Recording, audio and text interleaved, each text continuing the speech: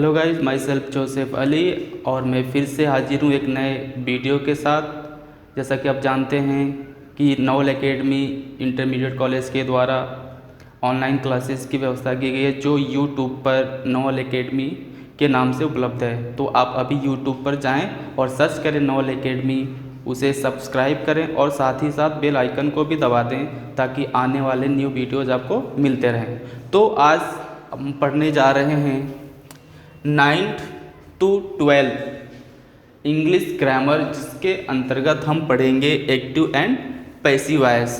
चूँकि active and passive voice 9th से और 12th तक के स्टूडेंट के लिए पढ़ाया जाता है, इसलिए हम एक ही साथ 9th और 12th सभी क्लासेस में एक्टिव और पैसिव वॉइस बनाना सीखेंगे, पढ़ेंगे। तो चलिए स्टार्ट करते हैं कि वॉइस क्या होता है। वॉइस दो तरह की होती हैं, एक्टिव और पैसिव वॉइस। यानी कि वॉइस दो तरह की होती हैं, एक्टिव वॉइस और दूसरा पैसिव वॉइस।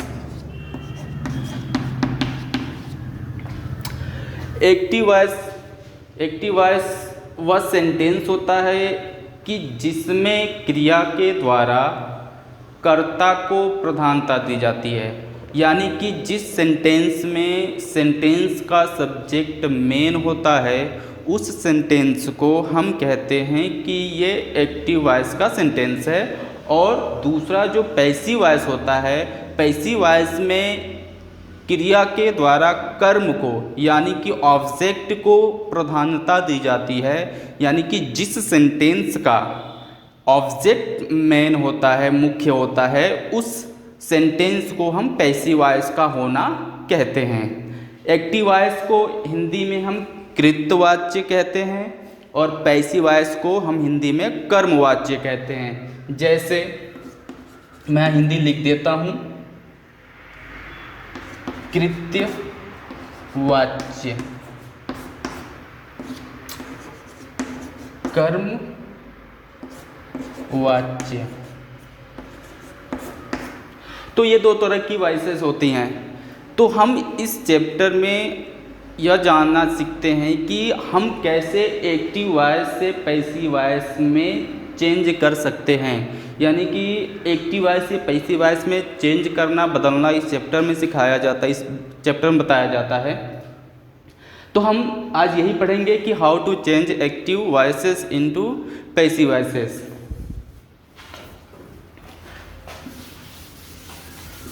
तो मैं यहाँ पे लिख देता हूँ कि जिस सेंटेंस में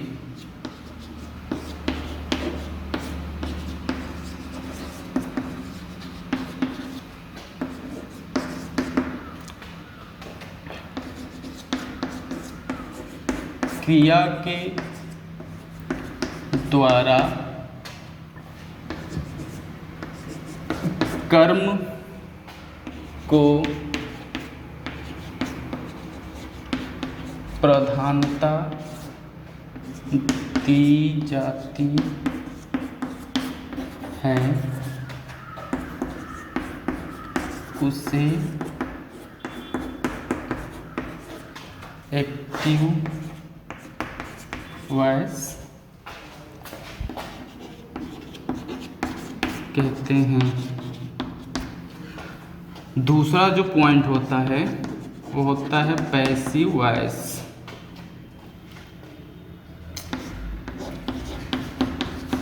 जिसको हिंदी में कर्म वाच्य कहते हैं। और इसमें क्रिया के द्वारा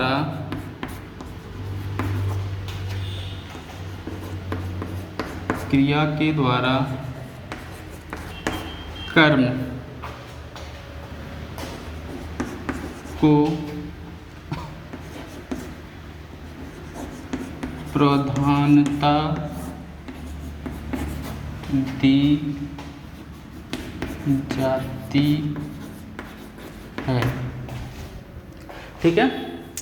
तो जिस सेंटेंस में सेंटेंस का सब्जेक्ट मेन होता है, मुख्य होता है, यानी कि जिस सेंटेंस में यह दिखाया गया होता है कि कार्य जो हो रहा है वो डायरेक्टली कर्ता के द्वारा, सब्जेक्ट के द्वारा किया जा रहा है, उस सेंटेंस को हम कहते हैं एक्टिव वॉइस। और पैसिव वॉइस में काम सब्जेक्ट के द्वारा ही होना दिखाया जाता है, लेकिन उसके कहने का जो भाव होता है, जो सेंस होता है, उसको बदल दिया जाता है। यानी कि उस सेंटेंस में सब्जेक्ट के स्थान पर ऑब्जेक्ट और ऑब्जेक्ट के स्थान पर सब्जेक्ट आ जाता है, तो उस सेंटेंस को हम कहते हैं पैसिव वॉइस।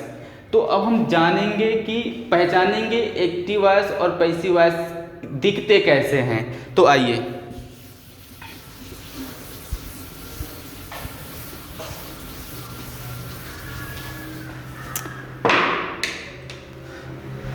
देखो कोई भी सेंटेंस, साधारणतः कोई भी सेंटेंस जो हम बोलते हैं, हम कहते हैं या लिखते हैं या पढ़ते हैं, अधिकांशतः वे सेंटेंसेस एक्टिव वॉइस में होते हैं।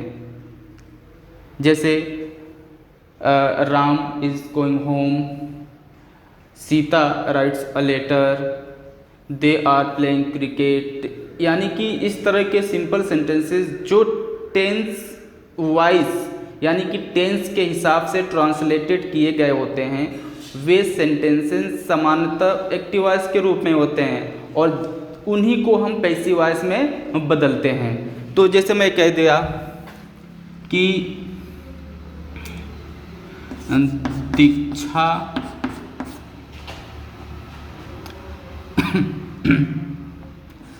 कहानी लिखती है। तो दीक्षा कहानी लिखती है, तो इसमें जो कार्य हो रहा है कहानी लिखने का, वह मतलब डायरेक्टली दर्शाया जा रहा है कि दीक्षा यानी कि सब्जेक्ट के द्वारा हो रहा है, और इसी को हम कहेंगे एक्टिव वॉइस। लेकिन अगर हम पैसिव वॉइस में देखते हैं, ये हो गया आपका एक्टिव वॉइस, यानी कि दीक्षा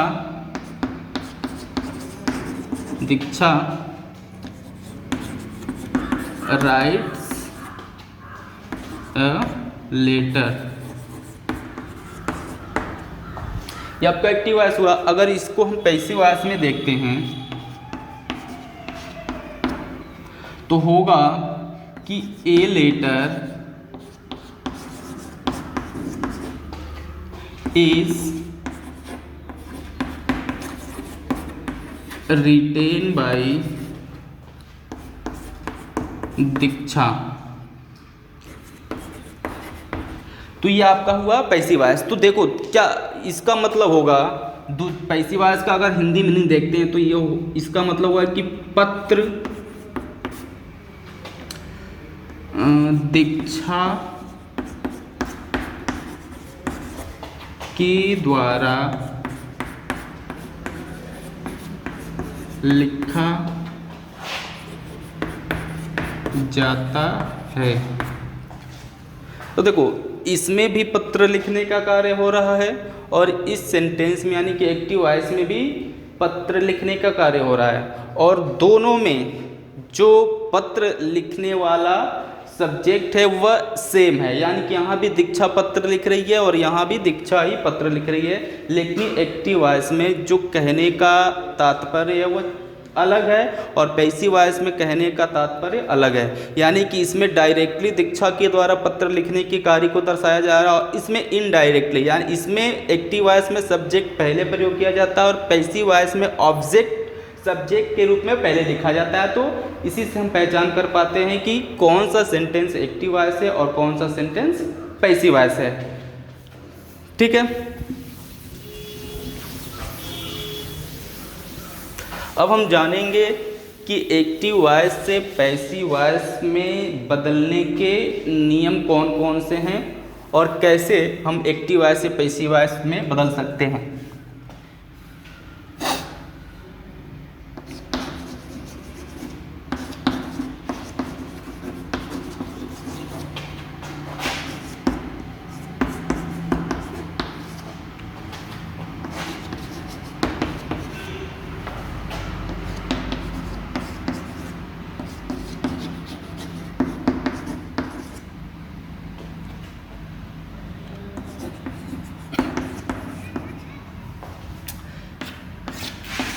इसका मतलब हुआ how to change active voice into passive voice, यानी कि एक्टिव वॉइस को पैसिव वॉइस में कैसे बदलें। तो देखो पहला जो रूल होता है, पहला जो नियम होता है कि एक्टिव वॉइस के सब्जेक्ट को पैसिव वॉइस का ऑब्जेक्ट तथा ऑब्जेक्ट को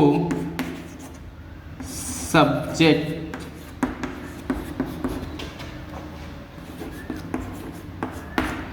बना देते हैं। ये पहला रूल हुआ, यानी कि एक्टिव वॉइस से पैसिव वॉइस में बदलते समय हम एक्टिव वॉइस के सब्जेक्ट को पैसिव वॉइस का ऑब्जेक्ट और तथा ऑब्जेक्ट को सब्जेक्ट बना देते हैं। बना नहीं देते मतलब उनके जगह को, उनके स्थान को हम क्या कर देते हैं, एक्सचेंज कर देते हैं, कि जिससे ऐसा होता है। जैसे अगर कह दिया जाए एक्टिव वॉइस का अगर मैं रूल लिखता हूँ, तो एक्टिव वॉइस का रूल जो आप टेंस के नियम से आपने जो ट्रांसलेट करने के, सेंटेंसेस को ट्रांसलेट करने का जो रूल आपने पढ़ा होगा, वो सेम वही रूल एक्टिव वॉइस के रूल पर लागू होता है। जैसे अगर कह दूं subject plus verb plus object, ये एक्टिव वॉइस का रूल हुआ। अगर मैं पैसिव वॉइस का रूल लिखता हूँ, तो पैसिव वॉइस के रूल में क्या हो जाता है कि इनका जो रूल होता है वो एक दूसरे के स्थान पर एक्सचेंज हो जाता है, यानी कि सब्जेक्ट के स्थान पर आ जाता है ऑब्जेक्ट, वर्ब जहाँ रहता है वहीं रह जाता है, और सब्जेक्ट के जगह पे चला जाता है, सॉरी ऑब्जेक्ट की जगह चला जाता है सब्जेक्ट, यानी कि इनका जो स्थान होता है वह चेंज हो जाता है। तो यही बस थोड़ा सा डिफरेंस होता है, जिसके और इसी के आधार पर हम क्या कर सकते हैं, टेंस वाइज सभी पैसिव वॉइस बनाने के रूल्स को भी बना सकते हैं। तो ये आपका पहला नियम हुआ कि एक्टिव वॉइस के सब्जेक्ट को पैसिव वॉइस का, एक्टिव वॉइस के सब्जेक्ट को पैसिव वॉइस का ऑब्जेक्ट के स्थान पर, और उसी के ऑब्जेक्ट को पैसिव वॉइस के सब्जेक्ट के स्थान पर लिख देते हैं।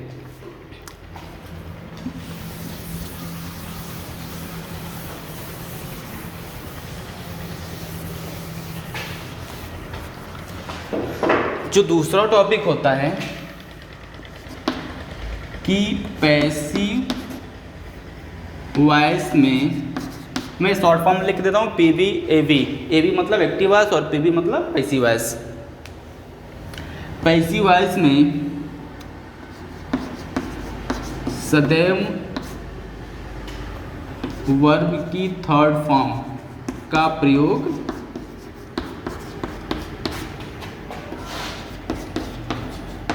किया जाता है। ठीक है, पैसिव वॉइस में हमेशा हम क्या करते हैं, वर्ब की तीसरी फॉर्म का प्रयोग करते हैं। जो थर्ड नियम होता है कि पैसिव वॉइस में ऑब्जेक्ट के स्थान पर सब्जेक्ट लिखने से पहले बाई का प्रयोग करते हैं।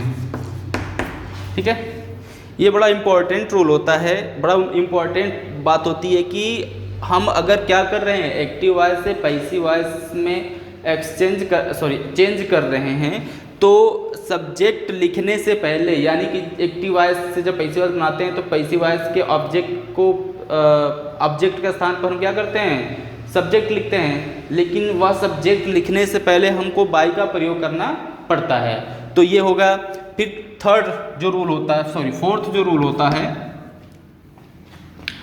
वो होता है कि पैसिव वॉइस में वर्ब बी के रूपों को भी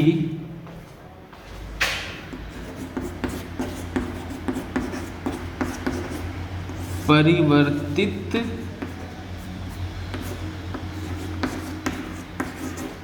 कर देते हैं।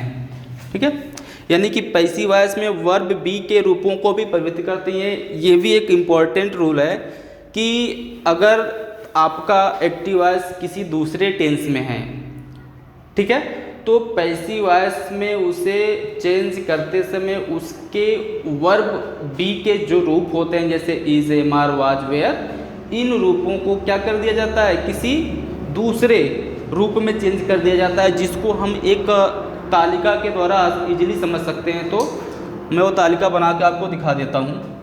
इनका पैसिव वॉइस नहीं बनता है। तो ठीक है, ये आपका तालिका हो गया, जिसके आधार पर हम सभी टेंसेस के पैसिव वॉइस को बनाने के लिए हम क्या कर सकते हैं, रूल तैयार कर सकते हैं, रूल बना सकते हैं। कैसे, मैं इसको बता देता हूँ कि ये आपका टेंस हो गया, 3 टेंस होते हैं, सबको पता है कि प्रेजेंट, पास्ट और फ्यूचर, और 3 टेंसेस के 4 पार्ट्स होते हैं, इंडेफिनिट, कंटिन्यूअस, परफेक्ट और परफेक्ट कंटिन्यूअस। एक चीज़ मैं बता देता हूँ कि किसी भी टेंस के परफेक्ट कंटिन्यूअस का पैसिव वॉइस नहीं बनाया जा सकता है, नहीं बनता है। बना सकते हैं लेकिन उसका टेंस के जो वर्ब होंगे उनको हम परिवर्तित नहीं कर सकते हैं। तो इसलिए हम कह सकते हैं कि परफेक्ट कंटिन्यूअस टेंस के पैसिव वॉइस, एक्टिव वॉइस को हम पैसिव वॉइस में नहीं चेंज कर सकते हैं या नहीं करते हैं। तो प्रेजेंट टेंस की अगर हम बात करें, अगर आपका active voice present indefinite tense का है तो उसको पैसिव वॉइस में चेंज करने के लिए हम वर्ब बी के रूपों इज, एम, आर का प्रयोग करते हैं। ये सारे पैसिव वॉइस के वर्ब हैं, यानी कि पैसिव वॉइस को बनाते समय इनका प्रयोग करना है, एक्टिव वॉइस में नहीं करना है, पैसिव वॉइस में करना है। कि अगर आपका active voice present indefinite tense का होगा तो उसको पैसिव वॉइस में बदलने के लिए सहायक क्रियाएं इज, एम, आर का प्रयोग करेंगे। अगर आपका एक्टिव वॉइस प्रेजेंट इंडेफिनिट के कंटिन्यूअस का होगा तो उसको पैसिव वॉइस में बदलने के लिए सहायक क्रिया is being, am being, are being का प्रयोग करेंगे। और अगर परफेक्ट का होता है, प्रेजेंट परफेक्ट का, तो उसको पैसिव वॉइस में चेंज करने के लिए हम हेल्पिंग वर्ब्स हैज़ बीन और हैव बीन का प्रयोग करेंगे। परफेक्ट कंटिन्यूअस टेंस का पैसिव वॉइस नहीं बनाते हैं। फिर उसके बाद से past tense, past indefinite tense. अगर पास्ट इंडेफिनिट टेंस का एक्टिव वॉइस होता है तो उसको पैसिव वॉइस में बदलने के लिए हम सहायक क्रिया वाज और वेयर का प्रयोग करते हैं। अगर आपका पास्ट कंटिन्यूअस टेंस का है पैसिव एक्टिव वॉइस तो उसको पैसिव वॉइस में चेंज करने के लिए वाज बिंग, वेयर बिंग का प्रयोग करते हैं। और अगर आपका परफेक्ट है पास्ट टेंस का तो उसको हम पैसिव वॉइस में बदलने के लिए हेल्पिंग वर्ब्स हैड बीन का प्रयोग करते हैं। पास्ट परफेक्ट कंटिन्यूअस टेंस का पैसिव वॉइस नहीं बनाते हैं। ठीक उसी प्रकार फ्यूचर टेंस में भी, फ्यूचर टेंस इंडेफिनिट टेंस का अगर एक्टिव वॉइस है तो उसको हम विल बी, शैल बी का प्रयोग करके पैसिव वॉइस में चेंज करते हैं। और अगर आपका एक्टिव वॉइस फ्यूचर कॉन्टिन्यूअस का है तो उसको हम पैसिव वॉइस में नहीं बनाते हैं। ठीक उसके बाद से अगर फ्यूचर परफेक्ट टेंस का एक्टिव वॉइस है तो उसको हम पैसिव वॉइस में बदलने के लिए विल हैव बीन या शैल हैव बीन सब्जेक्ट के अनुसार हम क्या करते हैं, प्रयोग करके उसको पैसिव वॉइस में चेंज करते हैं। ठीक उसी प्रकार परफेक्ट कंटिन्यूअस यानी कि फ्यूचर परफेक्ट कंटिन्यूअस टेंस का भी पैसिव वॉइस नहीं बनता है। तो ये हो गया आपकी तालिका, जिसके आधार पर हम क्या कर सकते हैं, एक्टिव वॉइस से पैसिव वॉइस में बदलने के लिए हम रूल्स बना सकते हैं। ठीक है, जैसे मैं एक एग्जांपल बता देता हूँ।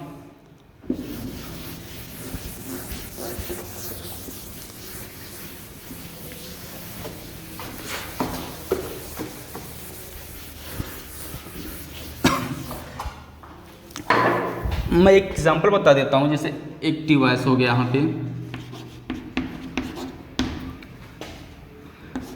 राम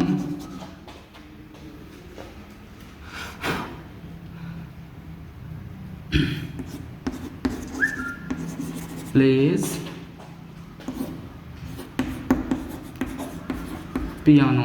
ठीक है, तो इसमें राम सब्जेक्ट है, प्लेज वर्ब है और पियानो ऑब्जेक्ट है। तो हम क्या करेंगे, सबसे पहले इस एक्टिव वॉइस के टेंस को पता करेंगे कि ये है किस टेंस का।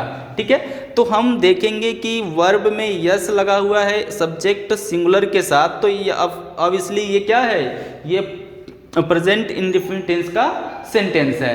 तो हम यहाँ पे देखते हैं कि प्रेजेंट इंडेफिनिट टेंस का जो पैसिव वॉइस बनाने का सहायक क्रियाएं जो प्रयोग की जाएंगी यहाँ पे लिखी गई हैं। तो जब हम इसको पैसिव वॉइस में चेंज करेंगे, तो मैं पहले बता चुका हूँ कि सब्जेक्ट को ऑब्जेक्ट और ऑब्जेक्ट को सब्जेक्ट के स्थान पर परिवर्तित कर देते हैं। तो यानी कि सबसे पहले आपका ऑब्जेक्ट ये है, ये आपका सब्जेक्ट हो गया, ये वर्ब हो गया, ये ऑब्जेक्ट हो गया।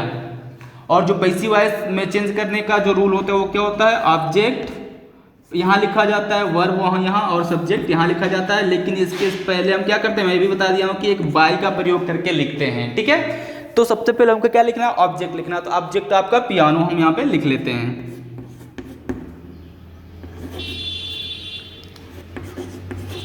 उसके बाद से अब क्या करना है हमको ना, ये हेल्पिंग वर्ब का प्रयोग करना है ऑब्जेक्ट के नंबर के अनुसार। अगर ऑब्जेक्ट क्या होता है, सिंगुलर होता है, तो इसका प्रयोग करते हैं। अगर ऑब्जेक्ट के स्थान पर प्रोनाउन आई आ जाता है तो उस आई के साथ एम का प्रयोग करते हैं। और यदि अगर ऑब्जेक्ट आपका कोई प्लूरल आता है तो उसके साथ हम आर का प्रयोग करेंगे। तो यहाँ पे देखते हैं कि पियानो जो है वह सिंगुलर है, इसलिए उसके साथ हम इज का प्रयोग करेंगे। फिर हमको वर्ब लिखना होता है, वर्ब में प्लेज है, और हमने क्या बताया था कि पैसिव वॉइस में वर्ब की तीसरी फॉर्म हमेशा लिखी जाती है, यानी कि प्लेज का जो थर्ड फॉर्म होगा वो होगा प्लेड। और फिर क्या लिखना होता है, सब्जेक्ट। सब्जेक्ट इसका राम है, लेकिन राम के साथ हम क्या करेंगे, बाई का प्रयोग कर देंगे। और ये आपका पैसिव वॉइस में चेंज हो गया है कि piano is played by Ram, यानी कि यही आपका आगे के रूल्स पे भी नियम लागू होंगे और यही नियम हर जगह लागू होंगे। ठीक है, अब अगला रूल देखते हैं, नंबर 5 होना चाहिए शायद। तो नंबर 5 में क्या होता है कि एक्टिव वॉइस में अगर सब्जेक्ट के रूप में प्रोनाउन का प्रयोग किया गया होता है तो पैसिव वॉइस में बदलते समय उनको हम क्या कर देते हैं, चेंज कर देते हैं। ठीक है, जैसे अगर मान लो कि कोई स्टूडेंट होते हैं, कोई विद्यार्थी होते हैं कि जिनके स्कूल का नाम कुछ और होता है और घर का नाम कुछ और होता होगा।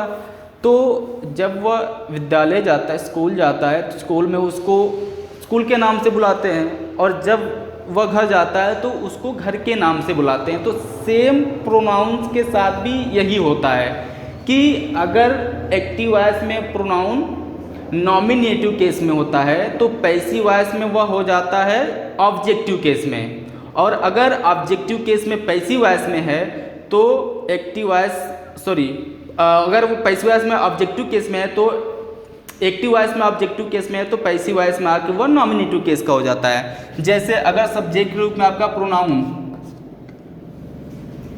आई का प्रयोग किया गया है तो पैसिव वॉइस में वह जाके हो जाता है मी। अगर वी का प्रयोग किया गया है तो पैसिव वॉइस में जाके अस में बदल जाता है। अगर यू होता है, चूंकि यू का ऑब्जेक्ट यू होता है इसलिए ये यू में ही रह जाता है। अगर ही का प्रयोग किया गया है तो पैसिव वॉइस में जाके हिम में बदल जाता है। अगर सी का प्रयोग किया गया है तो पैसिव वॉइस में जाके ये हर हो जाता है। और अगर दे का प्रयोग किया गया है तो पैसिव वॉइस में जाके ये देम, यानी कि ऑब्जेक्टिव केस में बदल जाते हैं। जैसे मैं एक एग्जांपल बता देता हूं कि आई एम लर्निंग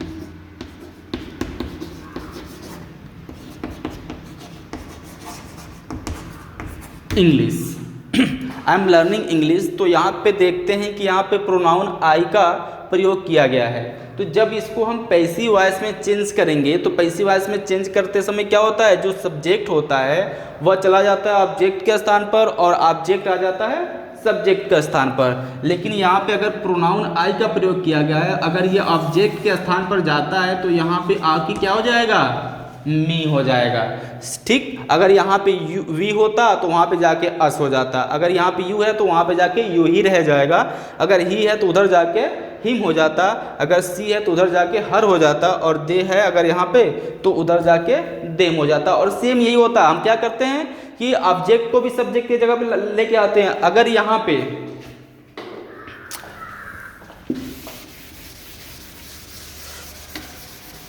अगर देखो, अगर यहाँ पे I gave him a pen, ठीक है, तो यहाँ पे दो ऑब्जेक्ट हैं, नंबर 1 नंबर 2 ऑब्जेक्ट हैं, तो हम क्या कर सकते हैं, किसी भी एक ऑब्जेक्ट को मानकर के उसको पैसिव वॉइस में चेंज कर सकते हैं। तो यहाँ पे देखो, अगर ये आपका ऑब्जेक्ट यहाँ पे है तो हम क्या करते हैं, ऑब्जेक्ट को इधर लाते हैं और सब्जेक्ट को उधर लेके जाते हैं। तो मैं बताया हूँ कि अभी बताया था कि घर जाएगा तो घर का नाम होगा, स्कूल आएगा तो स्कूल का नाम हो जाएगा।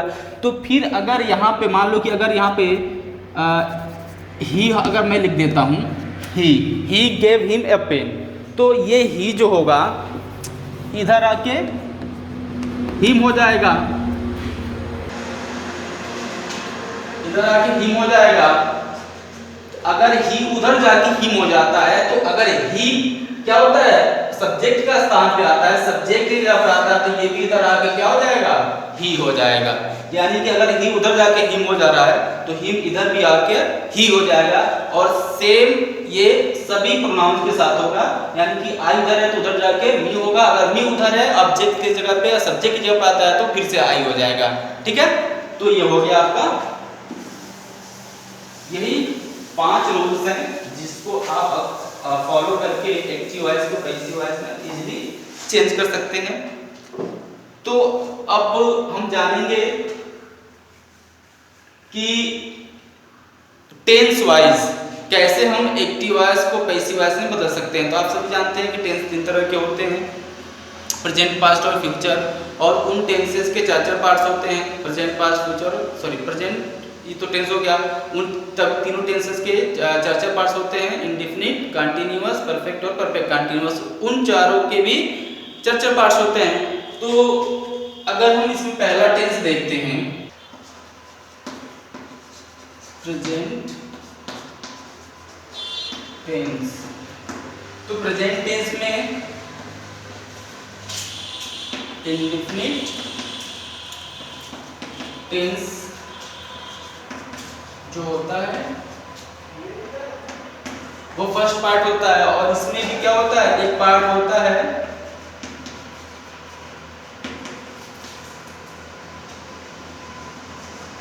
Affirmative sentence.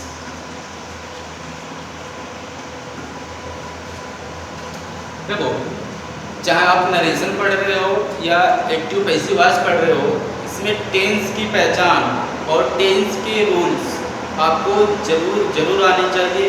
अगर नहीं आएगा तो आपके लिए थोड़ा सा डिफ़िकल्ट होगा इसको चेंज करना।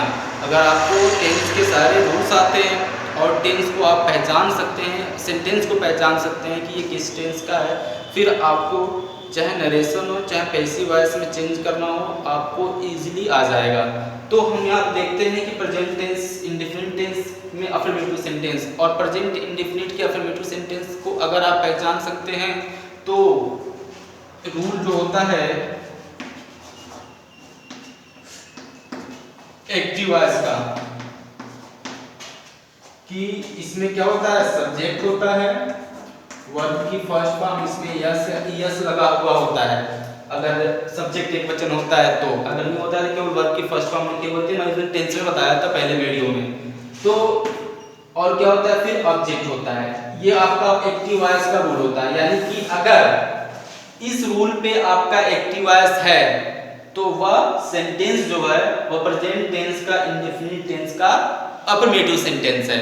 ठीक है, और उसको अगर हम पैसिव वॉइस में चेंज करेंगे तो पैसिव वॉइस में क्या करते हैं, सब्जेक्ट को के स्थान पर ऑब्जेक्ट लिखते हैं, और मैं बताया था कि वर्ब की हमेशा थर्ड फॉर्म का प्रयोग करते हैं। ठीक है, और ऑब्जेक्ट के जगह पर क्या लिखते हैं, सब्जेक्ट, लेकिन किसके साथ, कि बाई के साथ, ये आपका पैसिव वॉइस का रूल हो गया। तो बस यही, अगर आपको एक्टिव वॉइस का रूल पता है तो आप क्या कर सकते हैं, उसको इजीली पैसिव वॉइस के रूल में चेंज कर सकते हैं। कुछ नहीं करना होता है, सब्जेक्ट के स्थान पर ऑब्जेक्ट लिखना होता है, ऑब्जेक्ट के स्थान पर सब्जेक्ट लिखना होता है। मैं अगर रूल छोड़ दिया, इसमें हम क्या करते हैं, इज, एम,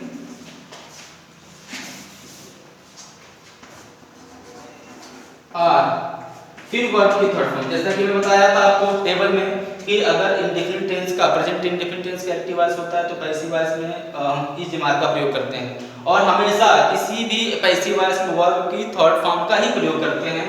और क्या करते हैं, ऑब्जेक्ट के स्थान पर सब्जेक्ट लिखते हैं, लेकिन बाई के साथ। तो ये आपका हो गया प्रेजेंट इंडेफिनिट टेंस के एक अफर्मेटिव सेंटेंस के एक्टिव वॉइस को पैसिव वॉइस में बदलने का, चेंज करने का रूल। अब इस पे एग्जांपल देखते हैं।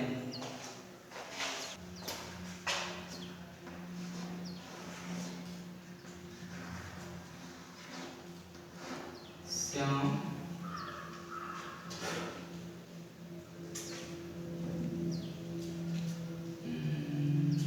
सेल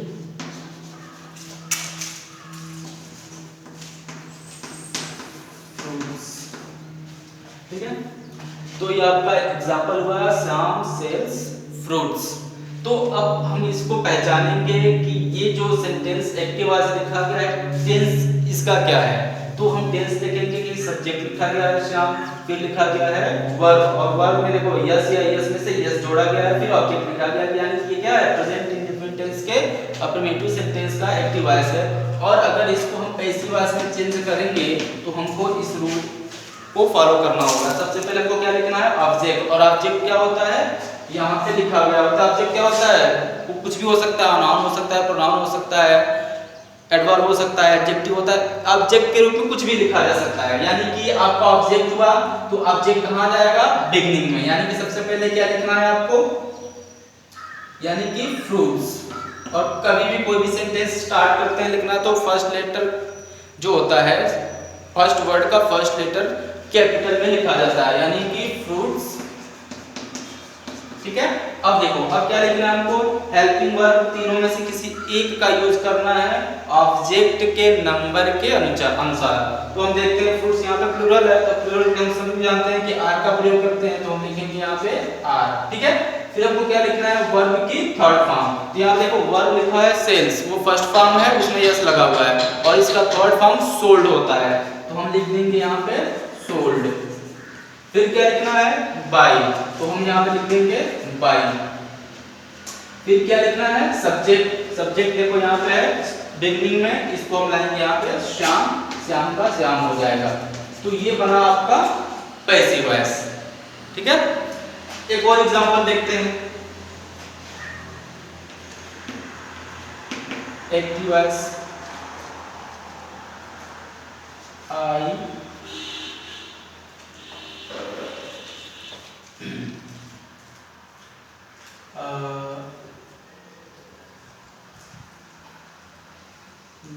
लाइक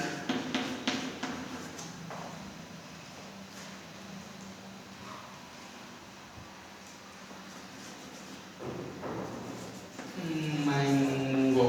ठीक है, आई लाइक मैंगो।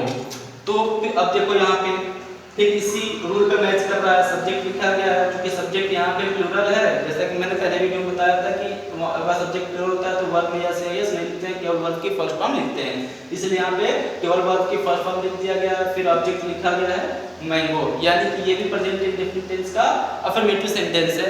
अगर इसको हम क्या करेंगे, पैसिव वॉइस में बदलेंगे तो इसी रूल का फॉलो करेंगे। देखो सबसे पहले हमको क्या लिखना है, शुरू में सब्जेक्ट, ऑब्जेक्ट, ऑब्जेक्ट इसका क्या है, मैंगो। अब फिर क्या लिखना है, इज एम आर को ये लिखना है। तो हम देख लेंगे कि हमने जो ऑब्जेक्ट लिखा हुआ है सिंगुलर है कि प्लूरल है। तो हम देखते हैं यहाँ पे एक ही मैंगो की बात हो रही है, इसलिए सिंगुलर है, इज लिख लेंगे। फिर क्या लिखना है हमको, वर्ब की थर्ड फॉर्म, इसमें लाइक है, लाइक का थर्ड फॉर्म जानते हैं कि लाइक होता है। ठीक है, फिर क्या लिखना है, बाई लिखना है, हम लिख लेंगे बाई। एक लिखना है सब्जेक्ट। सब्जेक्ट देखो यहाँ पे आई है, और मैं बताया था ना कि अगर सब्जेक्ट रूप में आई का प्रयोग किया गया होता है तो ऑब्जेक्ट के स्थान पर जाते समय वो बदल जाता है किसमें, मी में। तो हम यहाँ पे लिख लेंगे मी, ठीक है, कि मैंगो इज लाइक बाय मी। तो ये हो गया आपका प्रेजेंट इंडेफिनिट टेंस के एक्टिव वॉइस को पैसिव वॉइस में बदलने का रूल केवल अफर्मेटिव सेंटेंस का। इसी प्रकार से क्या कर सकते हैं, नेगेटिव सेंटेंस भी बना सकते हैं। दूसरा पार्ट होता है नेगेटिव सेंटेंस।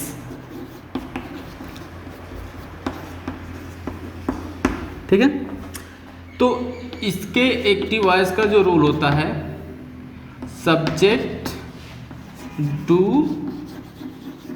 डज और इसके साथ नॉट का प्रयोग करते हैं, फिर वर्ब की फर्स्ट फॉर्म, फिर ऑब्जेक्ट का प्रयोग करते हैं। ये होता है आपका एक्टिव वॉइस का रूल, जिस पे एक्टिव वॉइस बना होता है। पैसिव वॉइस का रूल होता है कि हम क्या ऑब्जेक्ट के जगह पे हम क्या करते हैं, सब्जेक्ट से ऑब्जेक्ट रखते हैं, और यहाँ पे डू डज हेल्पिंग वर्ब का प्रयोग किया गया है। लेकिन मैंने टेबल जो बनाया था उसमें बताया था कि हम क्या करते हैं, प्रेजेंट इंडेफिनिट टेंस के एक्टिव वॉइस को बदलने के लिए हम सहायक क्रिया इज, एम, आर का प्रयोग करते हैं। क्योंकि नॉट इसमें है तो नॉट रह जाएगा, और यहाँ पे वर्ब की फर्स्ट फॉर्म है, लेकिन पैसिव वॉइस हम क्या करते हैं, वर्ब की थर्ड फॉर्म का प्रयोग करते हैं। ऑब्जेक्ट के जगह पे सब्जेक्ट लिखते हैं, लेकिन किसके साथ, बाई के साथ। तो ये आपका पैसिव वॉइस का रूल हो गया। एग्जाम्पल देखते हैं।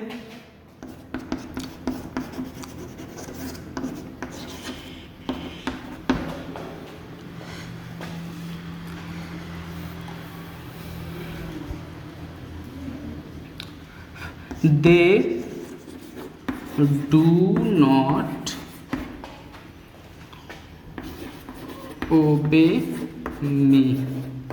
ठीक है, मैच करेंगे कि किस टेंस पे है, तो हम देखते हैं यहाँ पे सब्जेक्ट लिखा हुआ है, डू नॉट का प्रयोग हुआ है, फिर ऑब्जेक्ट वर्ब का प्रयोग हुआ है, फिर ऑब्जेक्ट का प्रयोग हुआ है। यानी कि ये प्रेजेंट इंडेफिनिट टेंस के नेगेटिव सेंटेंस का एक्टिव वॉइस है, जिसका पैसिव वॉइस हमेशा के लिए इस रूल पे बनाया जाता है। तो अब ये हो गया आपके एक्टिव वॉइस। अगर इसको हम पैसिव वॉइस में चेंज करते हैं तो क्या होगा कि ऑब्जेक्ट सबसे पहले लिखना है, और अब इसका ऑब्जेक्ट कहाँ है, एक्टिव वॉइस का लास्ट में होता है, यानी कि ये आपका ऑब्जेक्ट हो गया मी। और मैं क्या बताया था कि अगर इधर आई होता है उधर जाता है तो मी हो जाता है, अगर उधर मी होता है तो इधर क्या हो जाएगा, आई हो जाएगा। यानी कि ये हो गया आपका मी आके ऑब्जेक्ट जो है इधर आके मी आई बन गया, और आई के साथ हम क्या करेंगे, किसका प्रयोग करते हैं, एम का प्रयोग करते हैं। तो हमने एम लिख दिया, फिर क्या करते हैं, नॉट का प्रयोग करते हैं, फिर क्या है, वर्ब की थर्ड फॉर्म, यानी कि इसमें वर्ब ओबे है, ओबे का हमको तीसरा फॉर्म लिखना है, यानी कि ओ बी ई वाई, और इसमें हम ई डी जोड़ देते हैं, ये थर्ड फॉर्म में चला जाता है। फिर क्या लिखना है हमको, रूल के हिसाब से बाई लिखना है, फिर क्या लिखना है, सब्जेक्ट। सब्जेक्ट इस एक्टिव वॉइस का सब्जेक्ट क्या है, दे है, और मैं बताया था कि अगर एक्टिव वॉइस में इधर दे है तो अगर उसको ऑब्जेक्ट के स्थान पर ले जाते हो तो क्या हो जाता है, देम हो जाता है। यानी कि यहाँ पे हो जाएगा देम फुल स्टॉप। ये आपका पैसिव वॉइस में चेंज हो गया, यानी कि दे do not obey me, I am not obeyed by them, ये आपका पैसिव वॉइस बन गया। तो ये आज के लिए इतना ही, आगे हम पढ़ेंगे इसके बाद से इंट्रोगेटिव सेंटेंस और इंट्रोगेटिव नेगेटिव सेंटेंस। तो आज के लिए इतना ही करते हैं। आप नॉवल एकेडमी पे नए वीडियोस देखने के लिए नॉवल एकेडमी चैनल को सब्सक्राइब करें और उसके बेल आइकन को भी दबा दें, ताकि साथ में आपको नए नए वीडियोस हमेशा पहले मिलते रहें। Thank you. Stay home, stay safe.